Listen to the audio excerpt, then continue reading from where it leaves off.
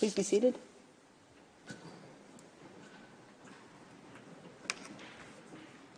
The sitting is open. The court meets in this public sitting to deliver its decision on the request for the indication of provisional measures submitted by Ukraine in the case concerning allegations of genocide under the Convention on the Prevention and Punishment of the Crime of Genocide, Ukraine versus Russian Federation. In view of the current COVID-19 pandemic, the court has opted for a hybrid format for today's sitting. Vice President Gevorgian, Judges Tomka, Abraham, Yusuf, Shui, Sebutende, Iwasawa, Nolte, and Charlesworth, and Judge Ad hoc Daudet are present with me in the Great Hall of Justice. Judges Benuna, Bandari, Robinson, and Salam are participating by video link. I recall that on 26 February 2022, Ukraine filed in the registry of the court an application instituting proceedings against the Russian Federation concerning, I quote, a dispute relating to the interpretation, application, and fulfillment of the 1948 Convention on the Prevention and Punishment of the Crime of Genocide, end of quote, which I shall refer to as the Genocide Convention or the Convention. Together with the application, Ukraine submitted a request for the indication of provisional measures with reference to Article 41 of the statute and to Articles 73, 74, and 75 of the Rules of Court. I further recall that by a letter dated 5 March 2022, the ambassador of the Russian Federation to the Kingdom of the Netherlands indicated that his government had decided not to participate in the oral proceedings on the request for the indication of provisional measures. However, under cover of a letter dated 7 March 2022, he communicated to the court a document setting out, I quote, the position of the Russian Federation regarding the lack of jurisdiction of the court in the case, end of quotation. In accordance with our usual practice, I shall not read out the introductory paragraphs of the order, which set out the procedural history of the case. I shall also omit or summarize some other paragraphs. I shall accordingly begin the reading of the order at paragraph 17. The context in which the present case comes before the court is well known. On 24 February 2022, the President of the Russian Federation, Mr. Vladimir Putin, declared that he had decided to conduct an, I quote, special military operation, end of quote, against Ukraine. Since then, there has been intense fighting on Ukrainian territory, which has claimed many lives, has caused extensive displacement, and has resulted in widespread damage.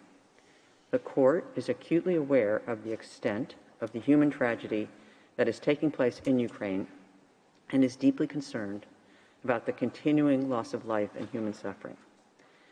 The court is profoundly concerned about the use of force by the Russian Federation in Ukraine, which raises very serious issues of international law. The court is mindful of the purposes and principles of the United Nations Charter and of its own responsibilities in the maintenance of international peace and security, as well as the peaceful settlement of disputes under the Charter and the statute of the court.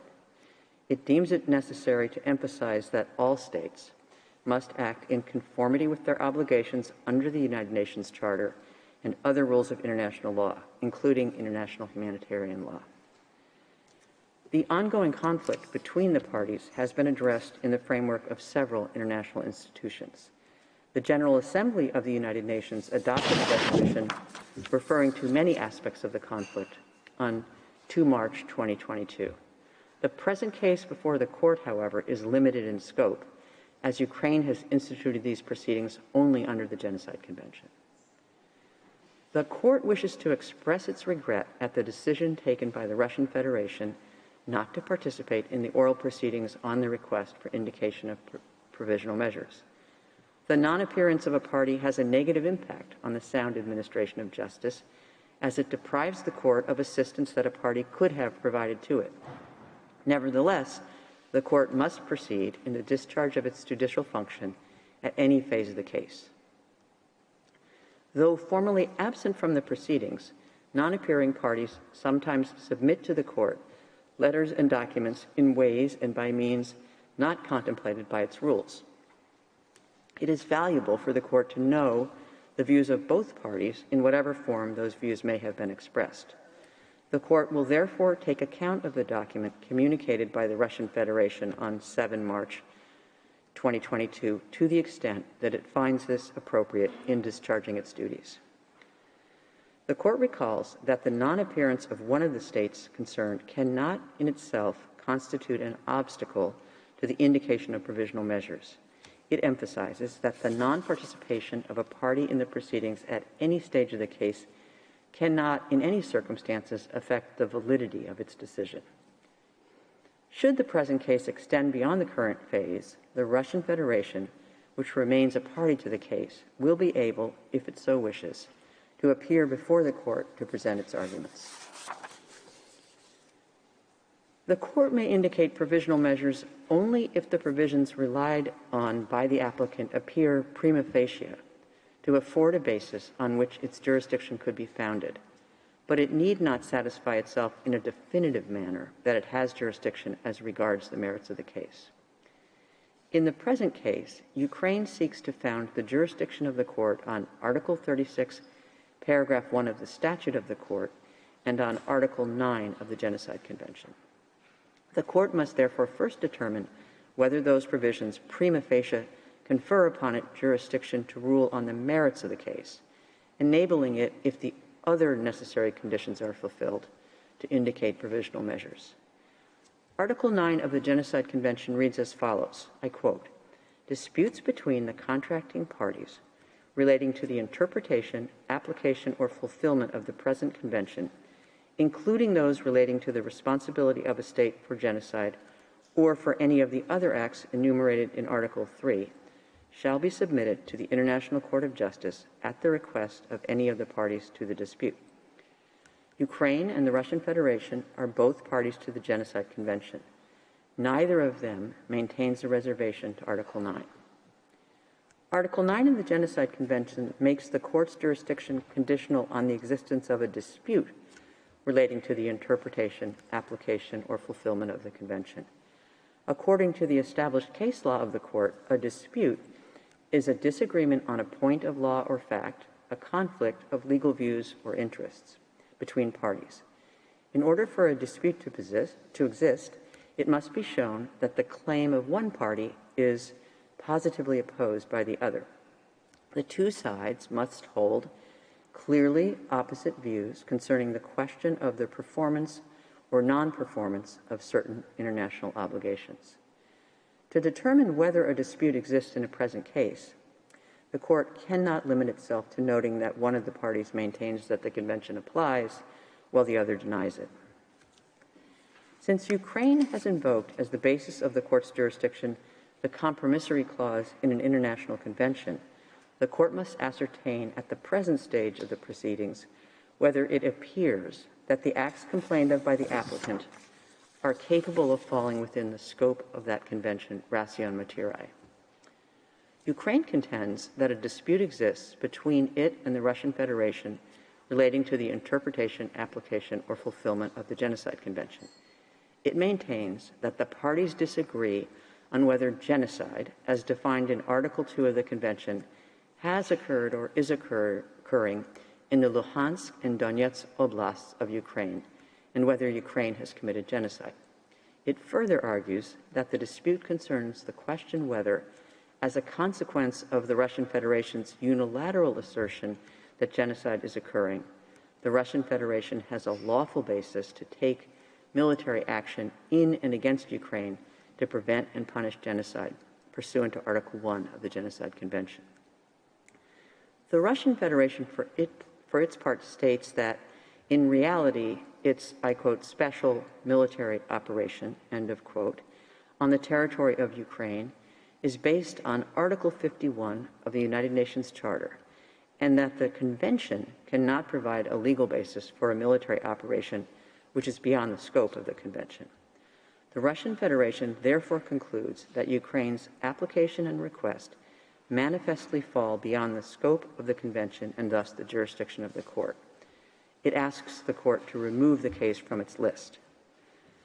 The court recalls that for the purpose of deciding whether there was a dispute between the parties at the time of the filing of the application, it takes into account in particular any statements or documents exchanged between the parties, as well as any exchanges made in multilateral settings. In so doing, it pays special attention to the author of the statement or document, their intended or actual addressee, and their content. The existence of a dispute is a matter for objective determination by the court. It's a matter of substance and not a question of form or procedure.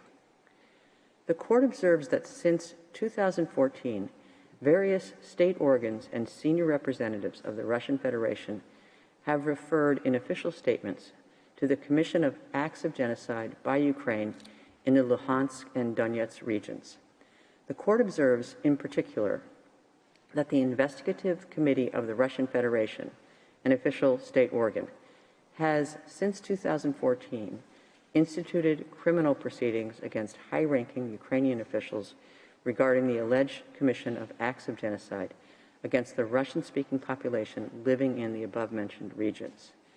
I quote, in violation of the 1948 Convention on the Prevention and Punishment of the Crime of Genocide, end of quote. The court recalls that in an address made on 21 February 2022, the president of the Russian Federation, Mr. Vladimir Putin, described the situation in Donbass as, I quote, horror and genocide, which almost 4 million people are facing, end of quotation.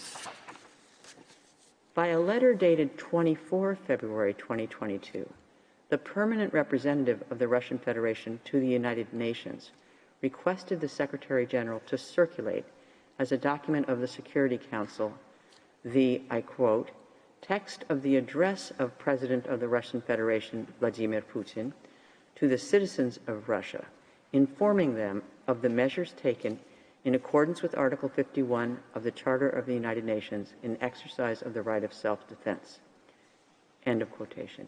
In his address, pronounced on 24 February 2022, the President of the Russian Federation explained that he had decided, I quote, in accordance with Article 51, Chapter 7 of the Charter of the United Nations, to conduct a special military operation with the approval of the Federation Council of Russia and pursuant to treaties of friendship and mutual assistance with the Donetsk People's Republic and the Lugansk People's Republic, end of quotation.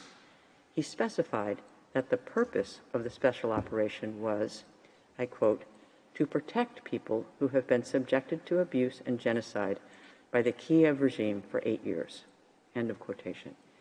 He stated that the Russian Federation had to stop a genocide against millions of people and that it would seek the prosecution of those who had committed numerous bloody crimes against civilians, including citizens of the Russian Federation. The permanent representative of the Russian Federation to the United Nations, referring to the address by the President of the Russian Federation on 24 February 2022, explained at a meeting of the Security Council on Ukraine that, I quote, the purpose of the special operation was to protect people who had been subjected to abuse and genocide by the Kiev regime for 8 years, end of quotation. 2 days later, the permanent representative of the Russian Federation to the European Union stated in an interview that the operation was a peace enforcement special military operation carried out in an effort aimed at denazification, adding that people had actually been exterminated and that, I quote, the official term of genocide, as coined in international law, if one reads the definition, fits pretty well, end of quotation.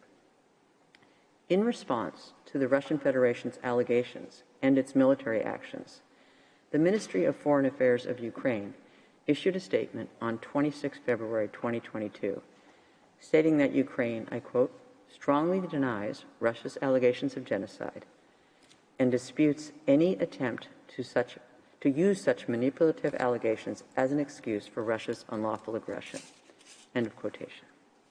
At the present stage of these proceedings, the court is not required to ascertain whether any violations of obligations under the Genocide Convention have occurred in the context of the present dispute. Such a finding could be made by the court only at the stage of the examination of the merits of the present case. At this stage, the court's task is to establish whether the acts complained of by Ukraine appear to be capable of falling within the provisions of the Genocide Convention. The court recalls that while it is not necessary for a state to refer expressly to a specific treaty in its exchanges with the other state to enable it later to invoke the compromissory clause of that instrument to institute proceedings before the court, the exchanges must refer to the subject matter of the treaty with sufficient clarity to enable the state against which a claim is made to ascertain that there is or may be a dispute with regard to that subject matter. The court considers that in the present proceedings, the evidence in the case file demonstrates prima facie that statements made by the parties referred to the subject matter of the Genocide Convention in a sufficiently clear way to allow Ukraine to invoke the compromissory clause in this instrument as a basis for the court's jurisdiction. The statements made by the state organs and senior officials of the parties indicate a divergence of views as to whether certain acts allegedly committed by Ukraine in the Luhansk and Donetsk regions amount to genocide in violation of its obligations under the Genocide Convention, as well as whether the use of force by the Russian Federation for the stated purpose of preventing and punishing alleged genocide is a measure that can be taken in fulfillment of the obligation to prevent and punish genocide contained in Article 1 of the Convention. In the court's view, the acts complained of by the applicant appear to be capable of falling within the provisions of the Genocide Convention. The court recalls the Russian Federation's assertion that its, quote, special military operation, end of quote, is based on Article 51 of the United Nations Charter and customary international law. The court observes in this respect that certain acts or omissions may give rise to a dispute that falls within the ambit of more than one treaty. This assertion of the Russian Federation does not therefore preclude a prima facie finding by the court that the dispute presented by the application relates to the interpretation, application, or fulfillment of the Genocide Convention. The court finds, therefore, that the above-mentioned elements are sufficient at this stage to establish prima facie the existence of a dispute between the parties relating to the interpretation, application, or fulfillment of the Genocide Convention. In light of the foregoing, the court concludes that prima facie it has jurisdiction pursuant to Article 9 of the Genocide Convention to entertain the case. Given the above conclusion, the court considers that it cannot accede to the Russian Federation's request that the case be removed from the general list for manifest lack of jurisdiction. The power of the court to indicate provisional measures under Article 41 of the statute has as its object the preservation of the respective rights claimed by the parties in a case, pending its decision on the merits. It follows that the court must be concerned to preserve by such measures the rights which may subsequently be adjudged by it to belong to either party. Therefore, the court may exercise this power only if it is satisfied that the rights asserted by the party requesting such measures are at least plausible. At this stage of the proceedings, however, the court is not called upon to determine definitively whether the rights which Ukraine seeks to protect exist. It need only determine whether the rights claimed by Ukraine on the merits and for which it is seeking protection are plausible. Moreover, a link must exist between the rights whose protection is sought and the provisional measures being requested.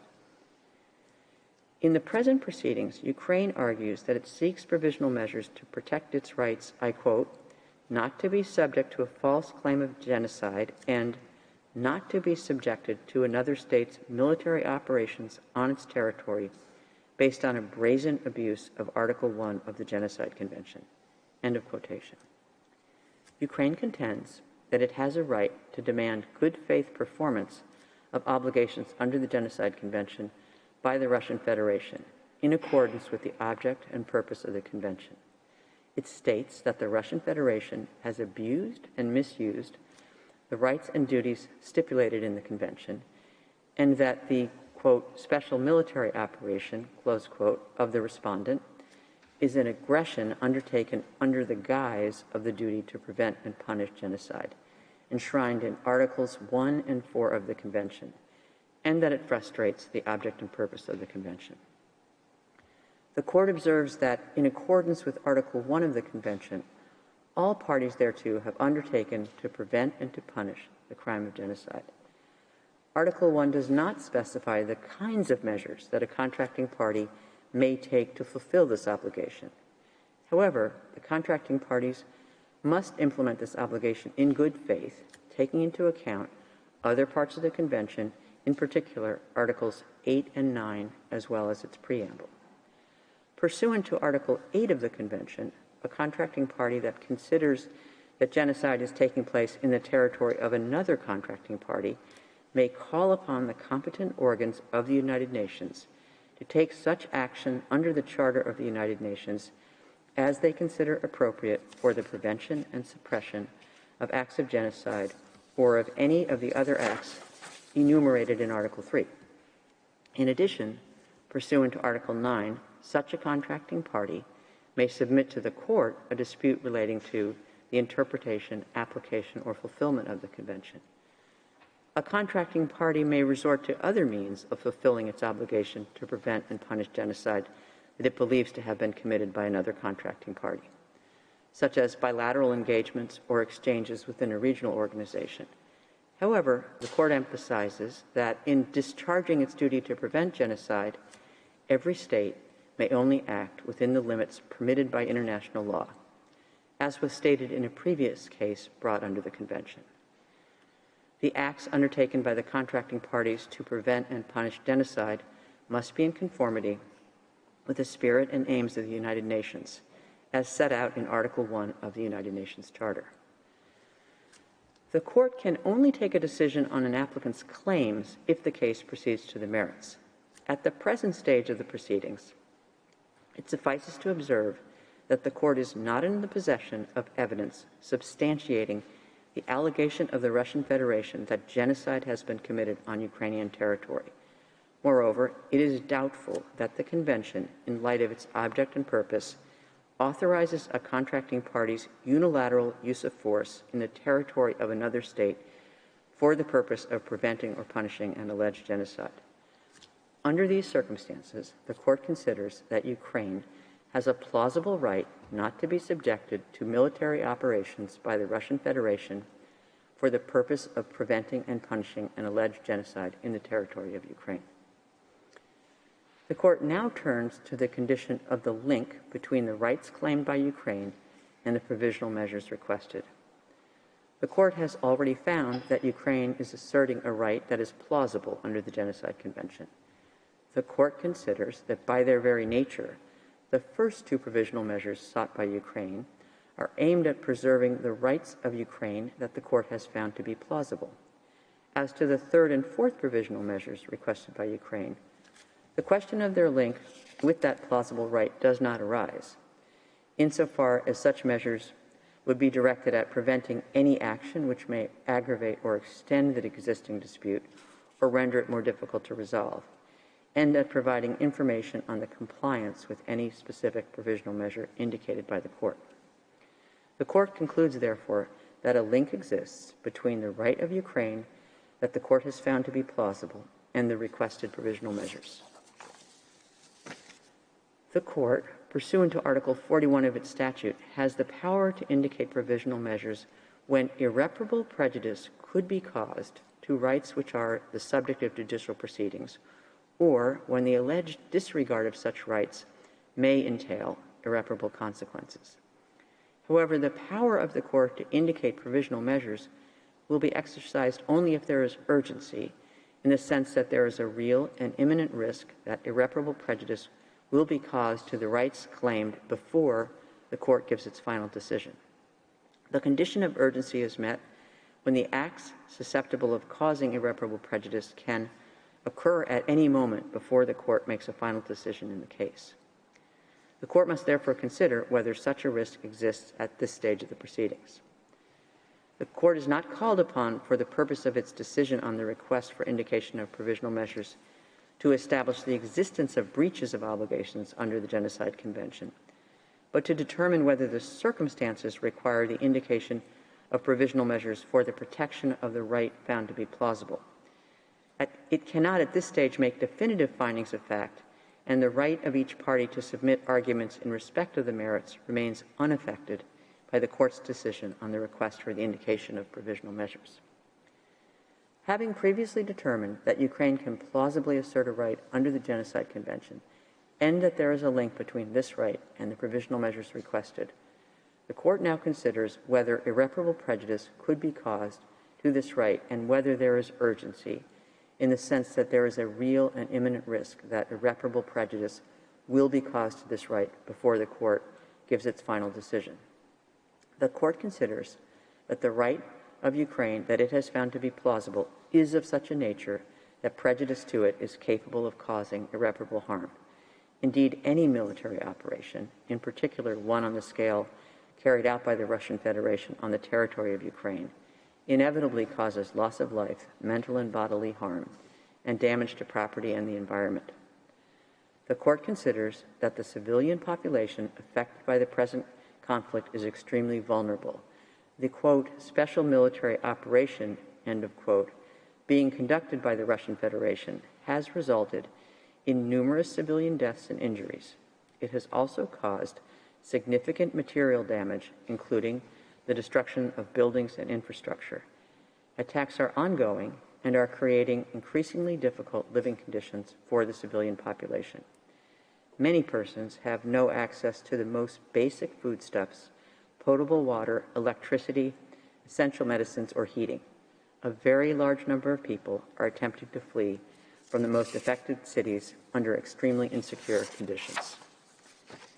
In this regard, the Court takes note of the 2 March 2022 resolution of the General Assembly of the United Nations, which inter alia, I quote, expresses grave concern at the reports of attacks on civilian facilities such as residences, schools, and hospitals, and of civilian casualties including women, older persons, persons with disabilities, and children, recognizes that the military operations of the Russian Federation inside the sovereign territory of Ukraine are on a scale that the international community has not seen in Europe in decades, and that urgent action is needed to save this generation from the scourge of war, condemns the decision of the Russian Federation to increase the readiness of its forces, and expresses grave concern at the deteriorating humanitarian situation in and around Ukraine, with an increasing number of internally displaced persons and refugees in need of humanitarian assistance. End of quotation. In light of these circumstances, the Court concludes that the disregard of the right deemed plausible by the Court could cause irreparable prejudice to this right, and that there is urgency in the sense that there is a real and imminent risk that such prejudice will be caused before the Court makes a final decision in this case. The Court concludes, on the basis of all of the above considerations, that the conditions required by its statute for it to indicate provisional measures are met.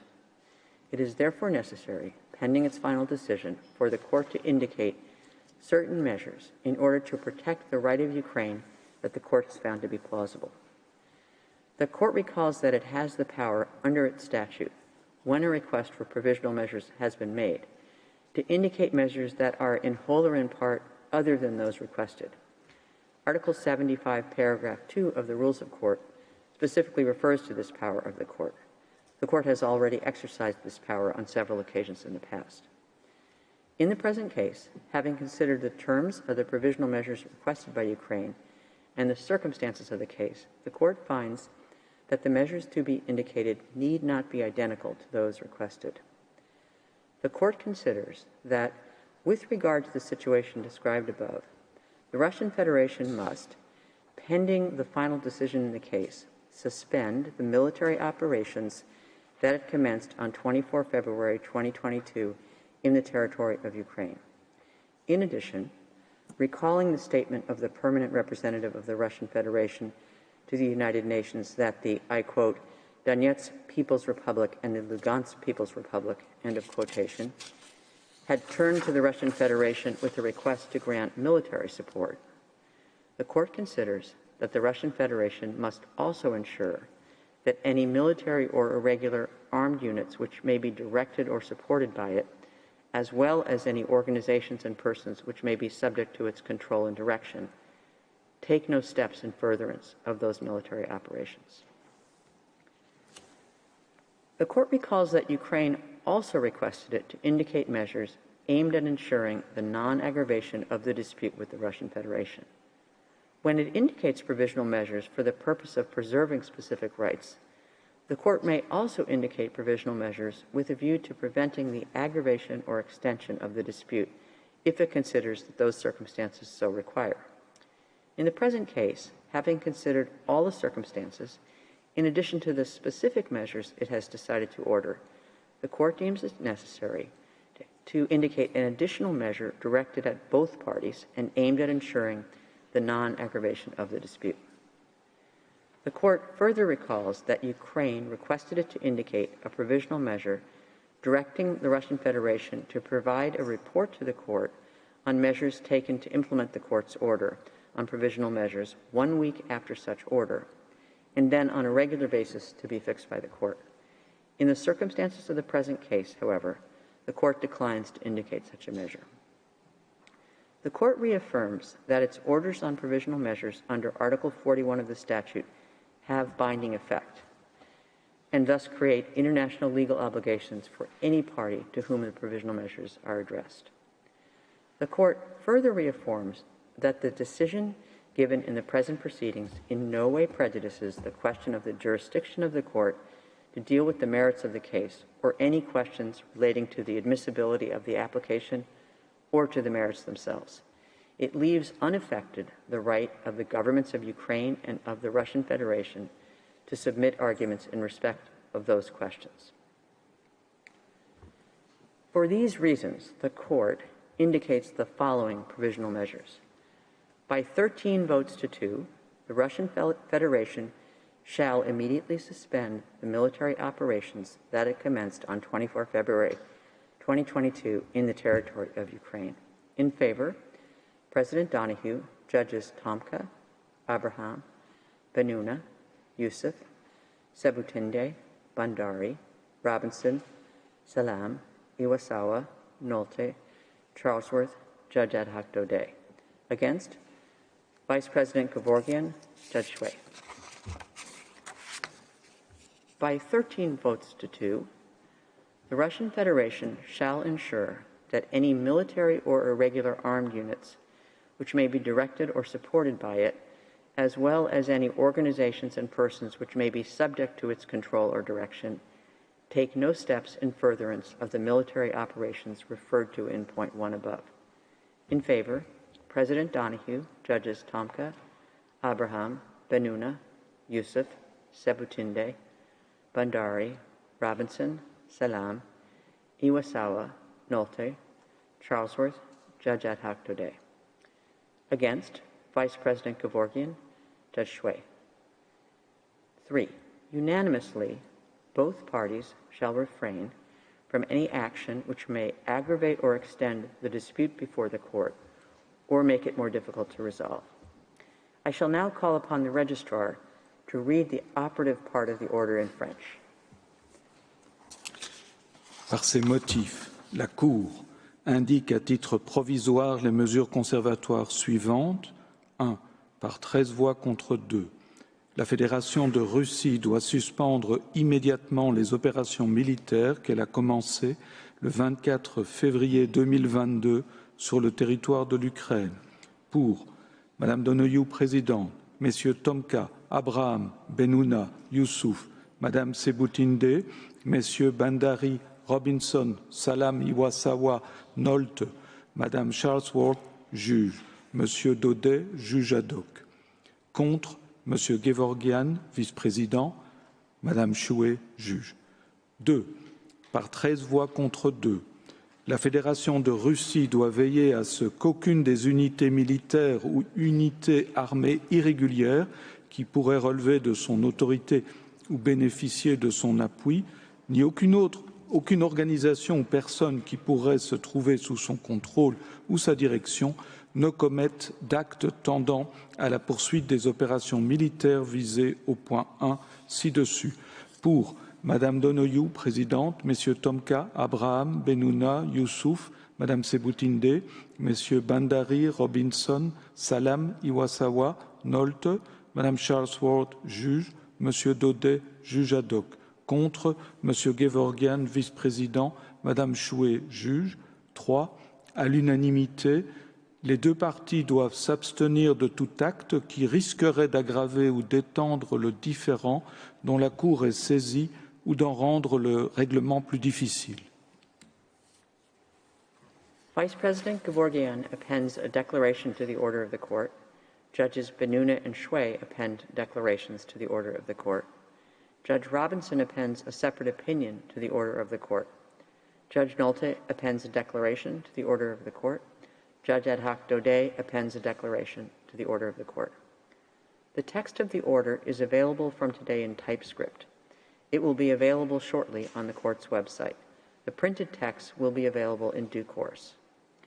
As the court has no further business before it today, I declare the sitting closed.